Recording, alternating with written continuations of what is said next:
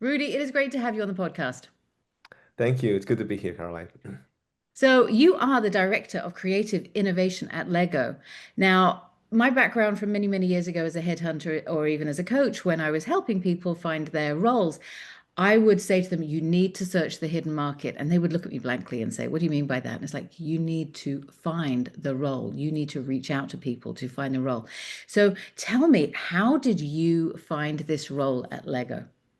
Right. So this role did not exist. I made a proposal because I identify an opportunity or a white space, so to speak, after working at the Lego Group for almost about a year, leading the Mhm. creative team. I realized there's some skill gaps, like serious skill gaps, and but most importantly, mentality gap, mindset gaps that needs to be bridged to help the company.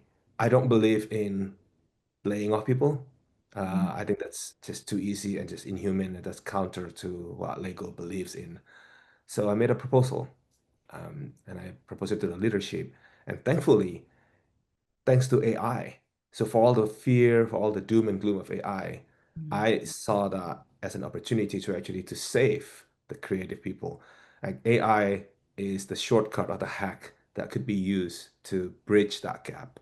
So in my proposal, I basically identified this is where we're at right now as a creative team, and this is where we need to be in the near future, and this is where we need to be immediately after that. So that's almost like a steps that needs to happen, skills that need to be acquired and mindset that needs to be bridged just to get there. Mm. That's remarkable, and you're right. A lot of people would probably come into the organization and say, "We need to bring people in that have that experience." Not that people right now have a wide variety of AI experience because we've only been using it to the level that because it's only been accessible, truly been accessible since Right. about 2023. Beyond robotics, automation, et cetera, et cetera. So, in terms of what you've been doing. Um, there would have been, and you said it so beautifully, which was there's it's a mindset issue. It's also skills. How did you bridge, and how are you? Because it's not, it's a constant. How are you bridging that gap? Because I'm sure it's pretty significant, just like it is in any organization. But how are you approaching this? It's not easy. I think it's one of Mm, those things that it's easy in theory, but it's in practice. You run into a hurdle. But I'll share. Here's what I learned. Here's what I mm, know, what I have experienced.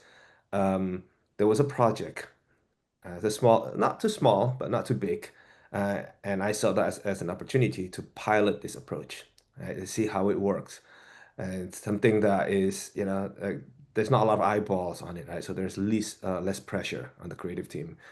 And we came up with a bunch of ideas.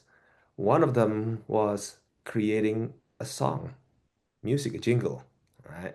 Uh, it was to celebrate parents of toddlers because, I don't know if you remember,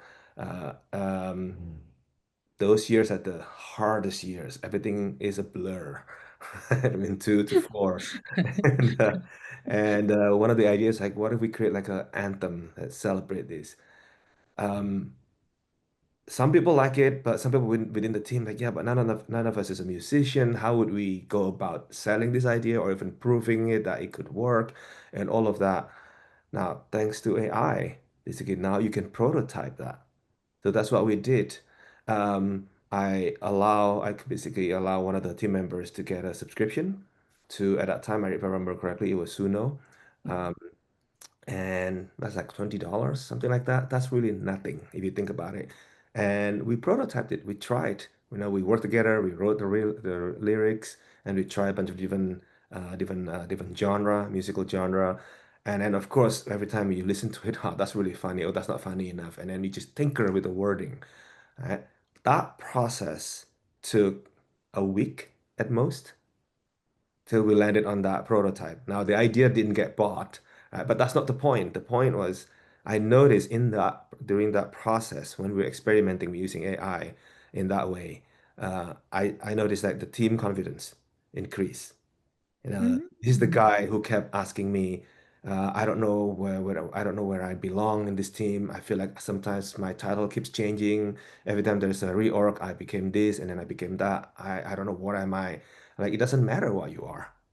You are, Mm. this is what you can do now, right? And I could see the overall the mood and the confidence in the team increase because to give you a bit more context as well, when I joined the company, the Lego Group was in the process of moving the headquarters from Connecticut to Boston, Massachusetts.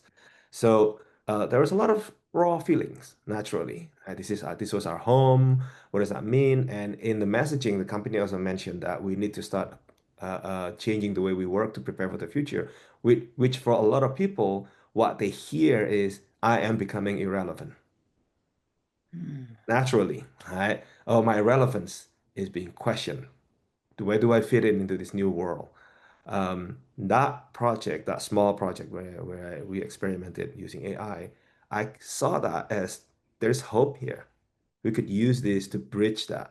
I'm not saying I found the aha, wow, this is the solution. I don't know. But whatever they're feeling, whatever the team is feeling, whatever that lack of relevance, this solves that to some degree. So that gave me the confidence to continue with the effort. Mm. Fascinating and wonderful. Thank you for the example. What listeners might be thinking, oh my gosh, how did this person do this? So your background at TBWA advertising and, creative leadership at Google, that would have given you a really good platform to, feel confident in being able to do that. And I can hear from what you're saying is that you're very mindful of all of the different human components for creativity to actually happen. How what would you advise? Because that for many it would be considered a risk to be able to introduce AI and to do it with the kind of level of care. And I loved what you said about it was a kind of very low risk, low eyeballs a project. It enabled people to experiment, to play, which you're a Lego organization, so it makes sense to be able to play. How what would you guide other people to experiment and to just let go of this kind of sense of control and fear, pride, resistance that, from an emotional landscape will probably happen. Right. You mentioned TPWA, which is really really interesting because yes, my background, my professional upbringing, so to speak, is mostly made forged in creative advertising agencies, right? TPWA, AKQA, could be Civil Engineering Partners. These are really really like, globally recognized creative agencies. Hmm. Um, how do I convince people to approach this? It's really not that different from how people do things in creative agencies, but also other creative entities. You just try things. Mm. You try things. You try a different approach. You look at different categories sometimes. I may be working on, let's say, banking or finance category. What's my client? To find fresh ideas, typically, not always, but typically, as a best practice, is look at other categories. How did fashion approach it? How did healthcare maybe look at what are the patterns or the method that they use to unlock ideas in that category, and maybe you can learn from that, and then you combine the two. And typically, that's how creativity happens, right? When you Mm. two things or three things that don't seem to belong, and somehow when you class them together, new ideas comes out of that. I mean, taco truck is a good example. Korean taco truck, that's a good example, right? It's Korean barbecue and Mexican taco food culture. That the two do not belong, but somehow now it's a thing. Um, Same thing with this. I think AI has given us the permission to speak or broaden the canvas and shorten the time to do that, to experiment, to look at other things. You can do that now with by prompting. Like, Mm. you to Mm. act like this, look at this other category and give me 10, 5, 15 trends that are happening in that space and give me the reasoning why it's so good about it. You don't have to agree with the answer because it probably hallucinates, but Mm. that's not the point. Right? The point is, it's like having a new kind of creative partner. Like in the past, you have to actually sit down with your strategy partner, go out there, I'm old enough. I'm going to date myself. I still remember having to go to a library, a physical library, Hmm. to gather information, um, and talk to people on the street. I still do that. I like to do that because you still get the kind of insight that you could not get anywhere else. Agreed. But it's a combination of that. And now this tool shorten or shortcut, give you the shortcut like to all the other knowledge that you would not have been able to access before. Mm. So that's on the creative process part. On how to convince people, I think just find a small project. Well, big or small doesn't matter. The principle is more like find a quick win or identify a project that will allow you to get a quick win. And that means typically it's a smaller project Mm. with fewer stakeholders, meaning not political or not as political as the others, right? Um, with a shorter timeline. So there's pressure to actually get it done. So you don't get caught in the swirl. It's this never-ending feedback loop, right? Um, and ideally in a specific geography. Like in my case, I was just focused on project that is for America, not global. Because we know, because we're in the market, we know. It makes it easier to do it that way. Not always. I mean, I'm just giving examples of these are the criteria that typically allow yourself to identify that project where you can experiment. And of course, Mm. get pre-agreement with whatever the stakeholders that you have in that project. Like, look, we're going to approach it in this way. Don't worry, we'll deliver what you need, but we're just gonna try a slightly different method. Experimentation Yeah. and be creative. I love it. And it makes sense. And I think sometimes people will think to themselves, but I'm not a creative. And I think, well, I know from working, being a bit of a super user myself on AI, ChatGPT, Grok, for example, it's phenomenal at being able to create all sorts of great ideas. It's whether or not you actually have the time to be able to execute them and test it in the market. That's the problem. It's a time situation. So, in our last conversation, you were saying that you're an internal agency, and your mindset is about being able to act like an owner, not a vendor. What does that look like inside a global brand? Mm. Um, It's a great question. I think the what it looks like, Mm. we're working on it. I don't think we are fully there yet, but that's okay. It's a process. There's no deadline really.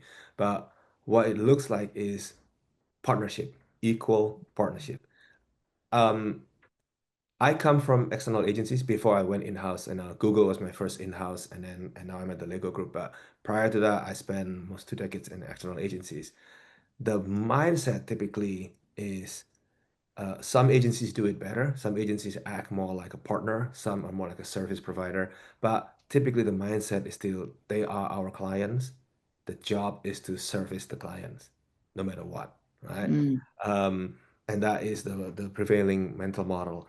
But when you go in-house, that is different. That should change. Unfortunately, some of the in-house teams still operate in that way. I think it's a matter of a question of structure, how they are structured within the organization. In our case, the opportunity to become partner or to act like a partner is right there for us to take. These are not our clients. My marketing partners are not my clients. They are my colleagues. We sit on the same floor. I could Mm. walk up to their desk and ask them questions or just propose something, or we could go have lunch together and discuss whatever needs to be discussed. There's no need for like in the past where you have to schedule a client check-in. My check-in is just walk up to their desk and just go. Um, and that is beyond just like a direct access. That is an opportunity to have all that hallway conversation that you could not have before. Um, and be proactive in identifying, like the brand, you're part of the company. You know the brand, you know the business objective, you know the challenges that have been laid out for the next 12, 18, 24 months. You may not have the same point of view on how to get there, but that's okay. But now you don't wait for the quote unquote client to tell you what to do. You take it to the client, or in this case, your colleague. Hey, I think Mm. it's an opportunity. Bring your do what you're good at as a creative, as a strategist, as whatever. That I identify this tension, this behavioral or cultural tension. We're telling parents they should do this, but in reality, our culture puts parents in whatever certain position. I'm using that as an example. Mhm. I think there's an opportunity in the middle there where we could provide X. whatever that may be. Um, now with technology, you could prototype that, whatever the idea is, faster, cheaper, and maybe even better than before. Right? You could even invite your colleague or your client, quote unquote, in this case, to co-create with you. Mhm. And that's always a good recipe. If not everyone can work in that way, because some people they're not comfortable working in that way, but that's okay. For those who are, that's like probably one of the best way to sell the idea because they own it too. They're co-owners of the idea. Mm. So that's what I meant by acting like owners, not like a vendor. Like it's like these are your as if you started this company together. These are your partners. These are your Mm. co-founders. Mm. Mm. What a It's beautiful hard. It's a hard approach. mindset shift for many people, especially if you have been working in the organization for a long time. It's harder. That's a harder mindset to change. But it is. I think it's a necessary mindset for any in-house team to be successful and to be taken seriously. Yeah, I mean it's audacious for many to imagine that uh, creatives, especially in a legacy, uh, I hope nobody's offended with this, but institutionalized organization like Lego, where it's never been regarded as a digital first organization. It's regarded as, there are these little bricks and you put things together and they're manufactured, they're shipped, you buy them in a store. That was the traditional concept or the traditional business model. And here you came in, you've injected a whole new way of working to create a better creative system to create potentially different outcomes that as buyers of Lego, actually I haven't bought Lego in a while, maybe I should, but as buyers of Lego, what could I potentially look forward to in the future? Hmm. In what way? Sorry. Well, I'm just wondering. I mean, I see that there's this. You're coming. The company is I don't know if the right term is plastics. Mhm. You're the building blocks of All right. plastics, and you're Mhm. building something magnificent that when you're doing it with a family member, or you're doing it solo, or you're doing it with friends, or you just have a whole box of bits, and you're being creative to create something, and it can be used as a tool to distract you. It can be just a tool for meditating, or it can be creative to build something. So there's some of the more physical aspects of Lego that I see. I'm wondering, with your background, you're creating a new way for Lego to be experienced. Got it. Okay. So first of all, I think let me just quickly the answer the plastic part, right? Mm. Yes, we are fully aware of the what that means, and the company has invested a significant amount, and even a group of people, a whole team dedicated to identify new materials that is sustainable for the environment. And I think we've reached a very good. I'm not familiar because I'm not part of that team, but I think you can look it up. They've gotten really good results, with that. Mm. So I've I'm seen very I've seen some information about that as well, right. and I Yeah. was very encouraged. So yeah, exactly. Very encouraging, and I'm very confident that Mm. if anyone can solve it, the Lego group will be able to solve it soon, Right. that problem. When it comes to like the other part of your question, there's a larger philosophical question about the brand belief. Um, I think are you familiar with this concept called system in play?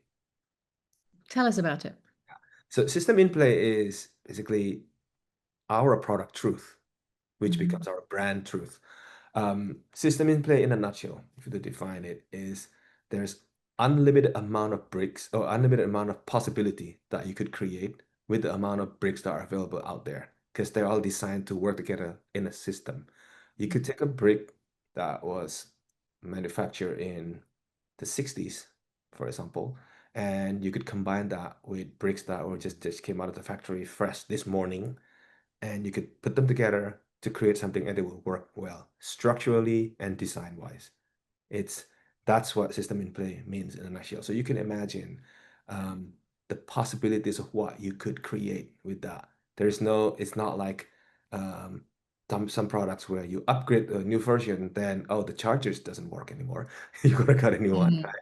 It doesn't work that way. It's like anything that comes out of Lego factory could function at any time, no matter what. Mhm. And we also have sets or product for almost every passion. Whatever you're into, there's a product for it. If we don't have it, you could build one thanks to system in play. Like so, for specific example, one of our most popular product is flowers, botanical, right? The bouquet, and I've seen those. They're beautiful. they're beautiful. And one of them, if I remember correctly, is one of the pink bouquet. Uh, most of the parts are made from other parts. Like the flower petal is made from parts of frog, because we also have animal sets.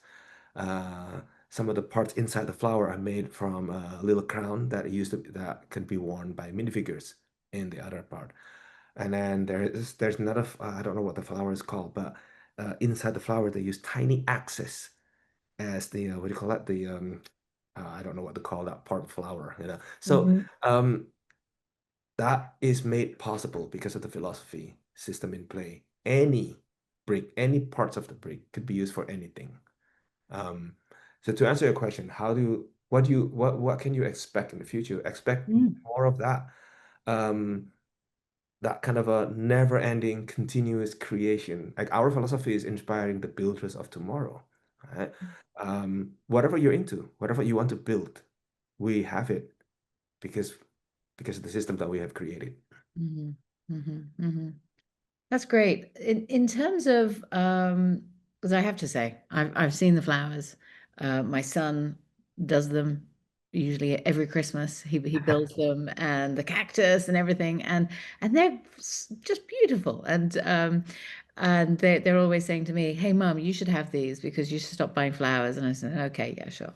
But they really really love it. So congratulations to Lego for creating something that even as adults, young adults, they love them even now. So let's talk about something a little bit serious that people don't really like to talk about very much, which is that the loneliness of a role, being the only one pushing new paradigms and new ways of working. And you've been at Lego for a while now, so there's been adjustment. You've seen progress and what have you with the experiments that you've done. But what keeps you grounded and energized to keep pushing these boundaries? Hmm. What I've noticed from my experience is, um, yes, it could be very lonely, Mm. but find your tribe, and then you will realize you're not as lonely as you are, as Mhm. you think you are. There are people within the company. I mean, especially for a company like Lego, where they share your mindset. They probably don't know that either they have the permission to think that way, or now there are avenues or channels to actually channel their beliefs. So that's the first thing that I did when I joined the company is try to identify who is my tribe, who are the people Mm. that I could do business with, so to speak, right? Um, and stay close or use them as your almost like your cabinet member, like consult them, ask them for help for anything, any advice, counsel, or brainstorm with them, and vice versa. You also give back. But externally as well, I identify and continue to engage with external partners like we're talking right now. It's one part of that, right? We met at the Frontier Summit, and Mhm. that is basically people who share the same kind of mindset and continue doing that. Then otherwise, yeah, it will be very isolating. And the very nature of the job, like if you're trying to innovate or to change something, you always have to take in influences from outside anyway. So it's important to always to continue to do that. So that's the how. The how do I stay fresh is um, that is kind of nothing new. It's something that most creative people maybe inherently are already doing that without realizing it. Is always look outside, look at external influences, right? Sorry, let me repeat that. Look at other categories, look at other sectors, learn from what they've done. And that's probably one of the best way to stay creative. Like, how did Nike do it? What category are they in? How did that brand or that company or maybe that person or that entity, how did they solve that problem? Study it, and you'll find there's always that insight that they unlock that help them to do that. And that will enrich your library of knowledge, will basically keep you fresh. And the other thing that is important for a lot of leaders, especially as you become more senior and acquire more experience, is talk to the youngest members of the team, but really, really talk to them. Really talk to them. Don't patronize. Don't try to teach them, right? Really talk to them. Uh, Practical example is from one of the projects that I did with our youngest strategist in the team. It was a partnership between Lego and Disney. So you can imagine the complexities, right? Lego and Disney. Mhm. And but instead of trying to let's write it in this way, I genuinely ask her, like, what do you think of this? Like you are kind of sort of you're not exactly the target case for parents, but you're close to it because it's also it was targeted as older girls. Like she's much older than that, but you're closer to that world. She told me she's got younger sisters, cousins, and this and that. Like you know more about this than I do. I've got two little boys. I have no knowledge of that universe, right? And so we put aside it's a conversation about work, about writing a brief. It's a conversation about life. Tell me more about that life.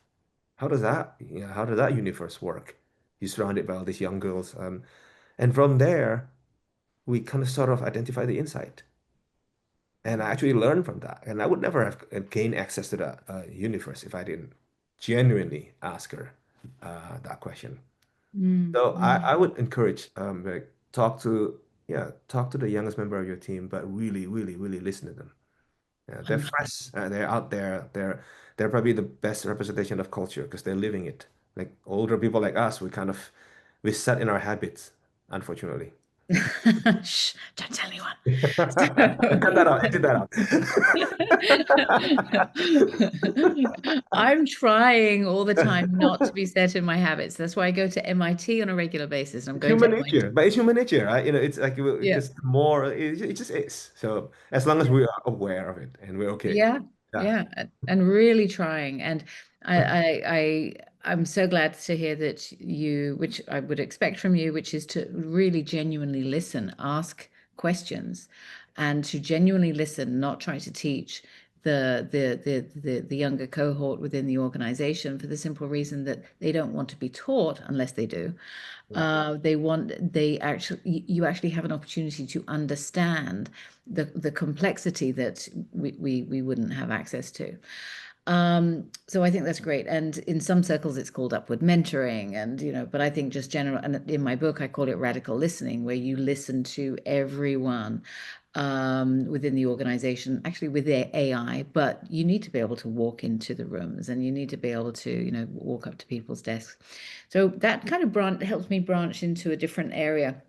Because you mentioned it earlier, and I just mentioned it now, which is walking up to people's desks. Mhm. And for some reason, Rudy, I imagined, assumed probably, that everybody was in a distributed work environment or remote working, but it sounds like everybody is in one place, and that is actually quite important. Is that what I'm It hearing? is very important. We are hybrid right now, 3 days a week in the office, and it is important. Mm, The ability to have that kind of impromptu conversation or ideation that is probably one of the most important thing. That is remote working. Uh, it's impossible to do that when you're not in the same place. And but also to just to elaborate on that. Um, it doesn't work on everyone, obviously. Some people are more structured. They prefer to have like a scheduled meeting. But I think just by being in the same place, like it or not, you're gonna bump into each other. Right? You may be structured, but you're gonna bump into me, like it or not, in a watering hole or somewhere. And then that's an opportunity to just have a quick chat. Oh, yeah. mm. Yeah, and I mean, I met you just a week or so ago, and you seek out new data, and that was one thing that I think I recognized about you compared to virtually everybody else that I met. You are looking for connections, you're looking for knowledge, and so that human connection is very, very important. Yeah. It That is shows. that cannot be automated. Not yet anyway. Right. Well, let's hope it isn't, Yeah. because I think what makes me now want to ask you is, with regards to synthetic intelligence, human intelligence, there's always going to be the concern that synthetic or AI is going to dominate, overtake our thinking, prevent us from having those human connections that, and put aside AI hallucinations or whatever negativity that people will gravitate towards, because it's very easy to go into the fear-based aspect. What do you see the future being with synthetic and human intelligence, Mm. culturally and structurally, and the future of work? Just a I- big question there for you, Rudy.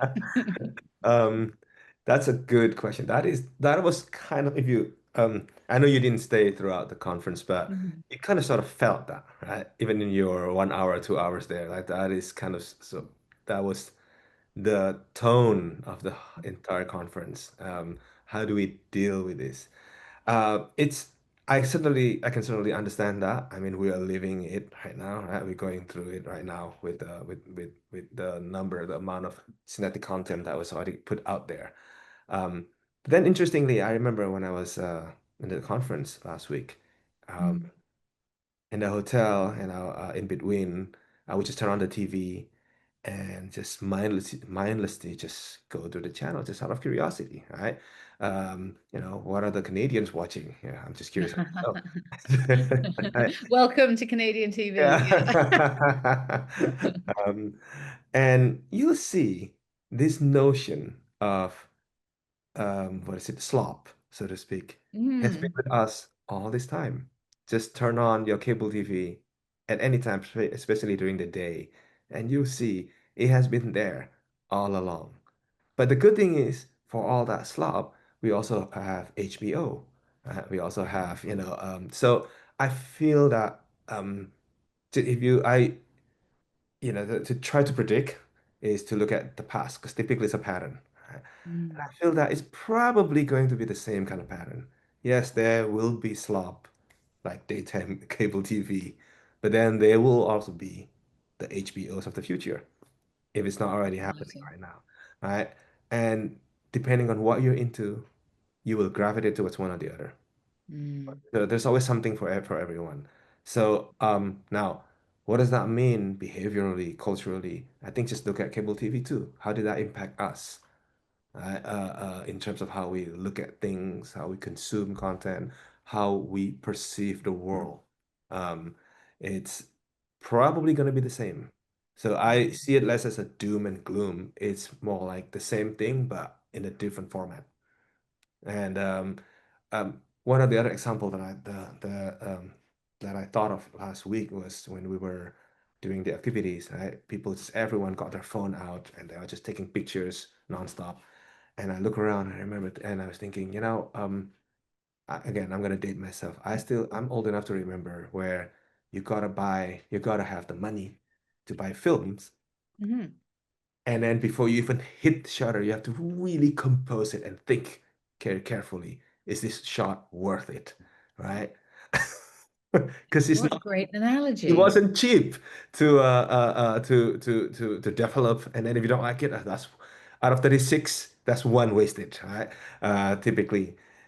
Now you just snap whatever you want, good or bad. Everyone is a photographer because of that. But it doesn't mean photography as a discipline or skill set is not needed anymore. If Mhm. anything, it's the other way around, right? So the same thing with this. I think everyone will act like a content creator, and that's fine. But the good ones will always rise to the top. You've stated something that I hadn't thought about before, and I've had enough conversations with technology people to say, well, this is just the evolution of, remember the cart and the carriage, and Mhm. all of these different evolutions from an industrial, fifth industrial, or any of the industrial revolutions. And I listen to what people are saying, and I'm nodding my head, but looking at media and our interaction with media and has actually provided a brand new lens for me, because you're right, there are going to be people that are true artists, like there are that will come through in this AI era. And no, I don't mean artists whereby you'll see something on a wall, but something that will be created and crafted for the consumption, for consumption, or to be experienced, or to be used, let's say, within an organization, that will truly move things along in a fascinating and sticky way. I don't like to use the term sticky. That sounds a bit too meta. But I think that, yeah, you've just blown my mind there. So thank you, Rudy. Oh. I needed that. I needed that. Um, so, you're a head of creative. I actually see you as being a head of future, a head of innovation, because you're doing something within an organization which is changing the culture of how leaders evolve. Let's call them creative leaders, or leaders, let's call them leaders. Leaders evolve within the organization so they can create better desired outcomes. And integrating AI in a very thoughtful way, and an experimental way to change the norms. Um, One thing you shared with me, and I'm going to bring it up in a second, was a slide that describes the how the designer used to be at a particular time, or the creative used to be in a particular time, how they need to evolve, and then one step further, what the future looks like as a synchronous, symbiotic, um, uh, leader that's able to use AI simultaneously. I'm going to ask you before I share the slide for the reel to be created. What what was your aha? When did you have that aha that was going to be the reality? Mm. Um, I don't think there was like a specific aha moment for me. I don't think there was like a specific aha. More like it is gnawing suspicion um, that has been there all along, but I just didn't really know what to do with it until when Gen AI came out and everyone was freaking out about it. And that's when I started looking at this more closely. Um, I think if you would call the aha moment is and thanks to LinkedIn these days, right? Again, like thanks to technology, thanks to LinkedIn, um, I just spend time looking at all the job posting for creative directors or creative leaders or anything creative related, head of innovation or head of anything that is requires some kind of a creativity, and I screen grab all of them and then manually, well, yeah, I guess you could say I could have used AI, but I like to do that manually. Manually, I would go through them and call out the parts um, that are not, or at least that are not creative related, or that are not like traditionally we would think as creative related. Yeah, and it's interesting to see that the requirement, the shift in the past like 24 months or so, like what it means to be a creative leader or creative director or of any creative related role, like the skills that are needed, the requirement. You have to know how to collaborate cross-functionally. So that debunks one of the biggest myth in the creative world, the creative genius who locks himself or herself up in a tower somewhere and come up with brilliant idea. That was never true. We know that, right? Because that brilliant idea came from all the inputs from the rest. But we grew up with that myth like Mm. genius who solved it all for all of us. No, he or she was surrounded by a lot of smart people. um, but that is now stated openly. You have to know how to work cross-functionally. That's the job requirement these days. Yeah. And that is thanks to the fact that these days you have to know how to work with engineering team, UX, everything. It's not just all about you. And then there's other requirement of having to know to use what kind of a tool or technology. Right? It's not enough just like I'm going to rely on my producer or my art buyer to bring proposal to me. You have to be in it, and many many others. I would say that's probably the aha when I realized this is it. We're here now. We are here. What we think we knew or what we think what was needed to be a creative team or a creative director or especially an in-house team, that was in the past. That was just table stake. You should know that, but now you should know this too. And that's when I need to this is the when I identify that this is an opportunity, but also what's at stake for us as an in-house team. Now, I credit the leadership for at least listening to me when I proposed that, but identifying that was probably like the first step, that Mm. acknowledging where you're lacking and what needs to be done. Wonderful.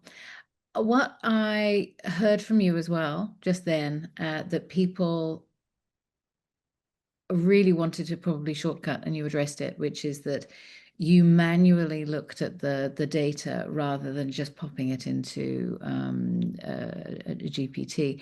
And what I respect about that the most is that most people don't realize that learning and for data to actually make sense in our minds, so we're able to articulate it well, which is part of the issue with schools and universities now, is that if you're using a GPT, you can feed anything in and it will come out just beautifully unless you are able to apply critical thought to and thinking to it. So here you went through it to determine what you could identify, what trends, what was missing, before even putting it into a GPT. So you could understand, so you could apply some critical thinking to it. Most people are avoiding that step these days, and it shows. So it looks like AI slop, for example, or it's going to, or people are going to feel so assured by the data that comes through an AI system that that data is correct because they've maybe only understood it for a moment. What's your, you've clearly argued that for that kind of innovation to happen, to be able to see the systems and to be future ready, number one, you have to be curious. You have to do the work yourself. You have to do a lot of it manually. I mean, yes, you can get to an answer, but to get to all of those points and for the neurons in the mind, the neural pathways to evolve so you can present it effectively, to be and to be able to influence, it requires, it still requires that hard work and that learning mindset. What do you think about that, Rudi? I agree, absolutely agree. It is the same thing as reading a book and then discussing it with, well, within a book club or with your colleague or whatever, um, rather than asking a GPT to give me the summary of that book. You're probably going to end up with the same conclusion, right? But the process of reading it yourself and learning about it, it gives you a much more lasting impression and more meaningful and more useful. And if you were to ask to present it back to defend your argument, I can almost wager that you can do it better if you actually read the book than if you rely on the summary, right? Because there are nuances in there when you're reading that you're not going to get it from the summary.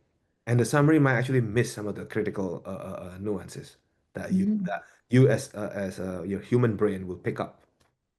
Yeah, it's like The reading same a thing, yeah. review. Same thing with going through all that. It's like, what is that? They would expect that from this job. I'm gonna call that out, right? Yeah. And no, I think no model, as far as I could tell, could do that accurately anyway. Yeah. Mm, So it's always good to get in there and for me also it's learning, right? I'm also curious and learning too. So for me myself, I could easily become irrelevant if I don't know that this is what is required for people like me these days. mm, Good to know all these things. And then some of that is just I'm trying to act like like you said, futurist. So if you need to know this, then it stands to reason you need to know that too. Like I added one of the requirement as a creative people these days. If you have to know digital marketing, that's table stake right now by now, right? But you also have to know then how data is being handled, all this other stuff. Like you don't have to be expert, but just know there are a whole other world out there about about managing data, about the flow of data, about this and that, then it stands to reason you should know a little bit about cybersecurity. Yeah. I'm glad you said that. You don't have to be Keep again, you don't have to be talking. an expert, but you have to know that, right? That's like um, uh, uh, um, teaching kids in school about critical thinking. Don't just believe everything you read, but also about financial independence, like understanding how money works, for Mhm. example, just the very basic stuff. Uh, so the same thing with this. Um, and I think um, go, your question basically implies on like what is needed to become the leader in the future is well maintain that curiosity, just look around, and if you have like a gnawing suspicion, don't ignore it. That's usually something, and then just do research on the side, treat it as a side project, right? It Mhm. may lead to nothing, and that's okay. In the process you will learn something. I can guarantee that. um, and talk to people. Mm, That's probably our best superpower right now is we could like this. We're talking to each other like two humans. Talk to people, and you always learn something new. absolutely, absolutely. How do you maintain that mindset? One of the things that I appreciate about the Lego brand and potentially the people that work in that organization is that because they're not AI natives, or they weren't an no, well, no, they're not AI natives. They will have these established approaches to learning and understanding, what a reality is and what the options are. And I'm finding that there's a lot of people that are suddenly becoming those super users and choosing to abandon that level of critical thinking and exploration and curiosity because they've developed almost this hunger, this thirst for constantly having the answers. Do you fear, are you concerned that there may be this tipping point for people where they move into that too much rather than balancing? Um, I think it's a question of a governance, right? How you govern the Mm. implementation. Uh, I can speak from my own experience in doing the little test of pilot programs with my team members. Is be clear of what is okay, what is not okay, and what you expect out of it. So the example earlier that I used when we try to create music using AI tool, um, we know like the principle was like we're doing this because we want to prototype it. We want to see whether the idea works or not. Uh, and that's why we spit out 17 different genres of music, and we keep tinkering with the lyrics, see whether if you change two words here or three words there, that will change the complexity or the tone or the whatever, right? And that we did that, we basically free ourselves, and we just we went deep into that. But then when it comes, if the idea had the idea been bought, and let's say the marketing team decided, yeah, we want to go with this one, then we would not have used that as is. We would have to still work with a musician, actual human musician, and then use that as a brief, as the basis. So it's a matter of governance. Um, if you just allow it to happen like that, then yeah, the human nature, the tendency is then to shortcut, right? Well, we already have it. Why not do it? But that is basically giving up the very thing that makes us unique. Mm. And also, there's whole other ethical questions too. I don't know what data this model was used, what was used to train this model. They probably borrow from a lot of musicians out there. Um, it's okay to use it just to prototype ideas. Um, but Hmm. if you're gonna monetize it and actually put it out there as a piece of advertising, that's problematic for me.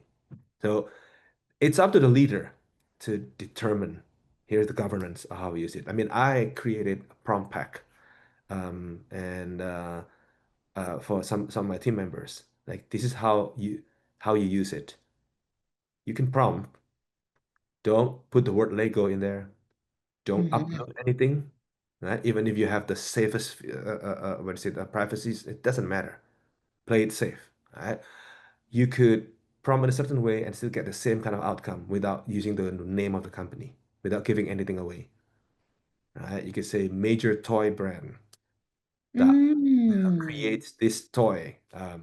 You don't have to, because this thing is not human. It's not going to be able to deduce, oh, it's talking about Hasbro or Lego. No, it will basically put itself in that, toy, right? That's the keyword. Global, this and that. And then it will extract data Hmm. based on that. So again, I'm not an engineer, but I know enough because I educated myself enough about the model to know that this is how you hack it, this is how you use it. So again, everything goes back to the governance. Mm. We've been Great talking so far ethical. about LLM, right? We haven't gone into it's different from the diffusion model, which is all about creating images and all that. So, Mm. yeah. Mm.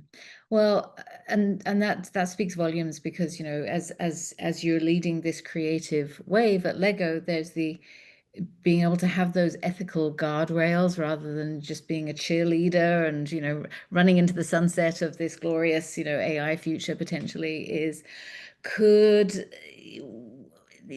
doesn't protect and doesn't serve the organization if people don't understand the potential ramifications in the future. And I particularly appreciated how you talked about cybersecurity because I think we feel very safe in general because of the hardworking cybersecurity leaders in all of the different organizations that give us this sense that we are safe. And the reality is that our data can be exploited. So thank you very much for bringing that up. All right, so I'm going to ask just a few more questions. So in terms of guidance for leaders that are really a bit nervous to not only disrupt themselves and disrupting their teams, what bit of advice would you share? Typically, in a lot of companies, when it comes to AI or experimentation with AI, um, it falls under the domain of IT or CTO, Right. right? Then immediately the conversation revolves around metrics, hard metrics. We want to see X% of efficiency, X% of something. Um, the problem with that is for a lot of people, what they hear, like my experience with my team, is I'm being made irrelevant, right? Or that is threatening my status, my relevance, um, as a person, as a contributor, whatever your title is in that company, right? Um, what they hear is not let's do better or become better. What they hear is here we go. Here's an excuse to probably lay off people later on. Um, I think it would be um, it would make more sense, in my opinion, when it comes to something, unless if the company does operate in that very technical area, then yes, that's what you need. But in the case of companies like Lego or other companies that operate in more like a cultural or a creative space, um, I think it would make more sense for that to be implemented by the creative leaders. And then be very clear with what you expect out of it.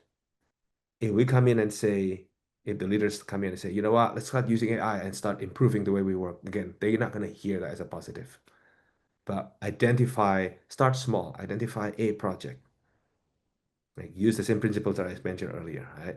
Project that is small enough, not a lot of eyeballs, not a lot of politics, but also with certain timelines so you don't get caught in a swirl. So because you got to deliver, yeah, and implement it, but keep it small amount of people. If you have to, keep it secret so you don't scare the rest of the team member. If you have to, depending on the comfort and how the team operates, but then track religiously every week or twice a week. You have like a stand-up meeting. Like, what did you see? What did you notice when you use that? How do you feel? And that's the other question that I think most companies don't ask is how do you feel when you use that? The tendency is like, what improvement did you make instead of Right. how do you feel using that thing? Um, the story that I shared earlier about this person who used Suno to generate that music, his answer was very eye-opening. It's like, I'm not a musician, but I feel confident now to talk about this idea or to brief a musician later on if this idea gets bought, right? Because the Wow. process of just playing with it, I learned about, oh, this is kind of like not too different from being a music producer. You're putting things together, basically. I take the lyrics from that copywriter and I combine this, and I think it's not that.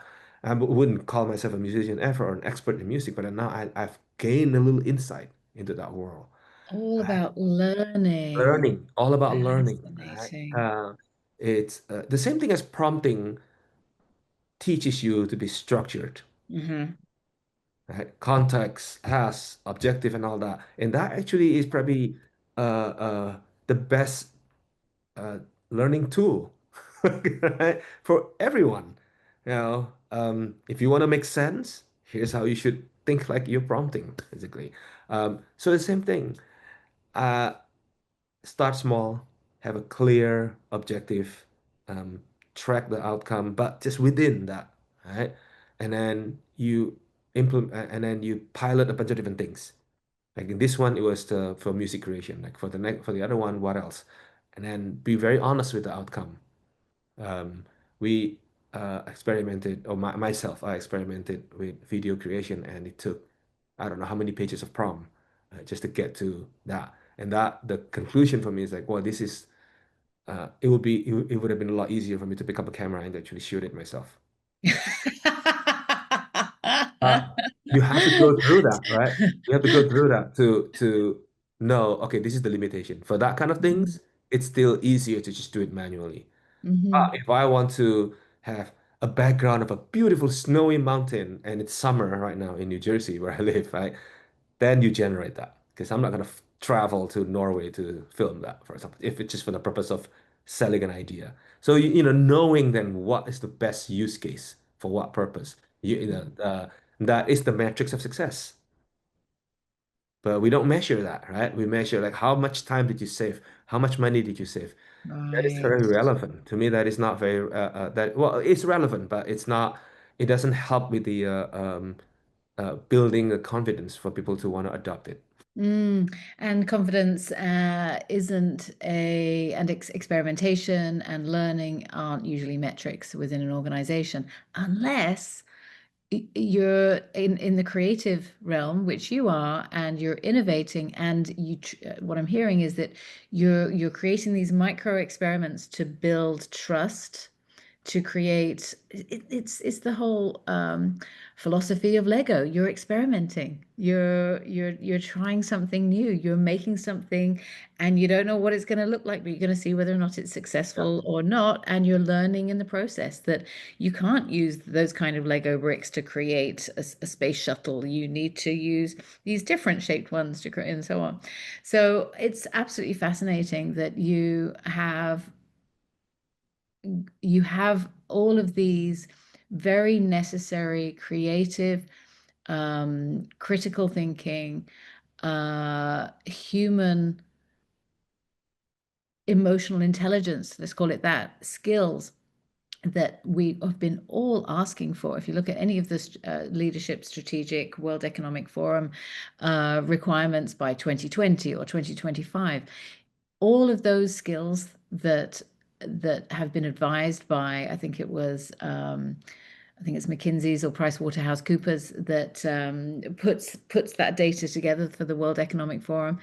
Right there and then, you are the living version of it. And I'm really hoping that this episode can inspire others to evolve their organizations in similar ways, where there's curiosity, genuine curiosity for all of the systems around them, and to see it as learning methods to evolve. Yeah, it is one of the traits or attributes of most creative people. And when I say creative, not just people in the creative business. I mean, we are all creative. We are all Mm. creative problem solving every day in our lives, right? But one of the trait of the creative type is to be curious, to look at things like, damn, one of these things doesn't belong here, but why? Right? That it's always that curiosity that will allow you to like, okay, let's try this, let's try that. But I want to go back to like building the confidence. I think that's not just the Lego group. I think there's every organization. I would like to I I don't know for a fact because I don't work in many of these other companies, but just knowing observing how my team or myself like using this, it's um it's that comfort. People are not afraid of change for the most part, right? People are afraid of being made irrelevant. Just Mm, afraid of the status change, the relevance. Like the whole change in the organization is they're usually not afraid of that. Um, but it's what how that change impacts them, the relevance. So if using AI is going to make them irrelevant, naturally they will resist it. But if you can show them that using AI will actually boost their confidence and make them feel good about themselves, they'll use it. And mm, they'll actually come up with better use cases because they will try and play around and they'll come back like, look, I use it to solve this that you yourself or no consultant could ever solve it for you. So mm, it's empowering your people to mess around with it and come up with new ways of using it that you yourself would never have thought of. Because again, like we all have limitation. I can't think of anything on my own. I think of all of it on my own. So it's more about letting people see that this is value add and mm, not a replacement. mm. Beautifully said. Rudy, it has been such a pleasure to have you on the podcast. Thank you Oh, for your thank you time. for having me. Yeah, it's been a pleasure talking about this with you as well.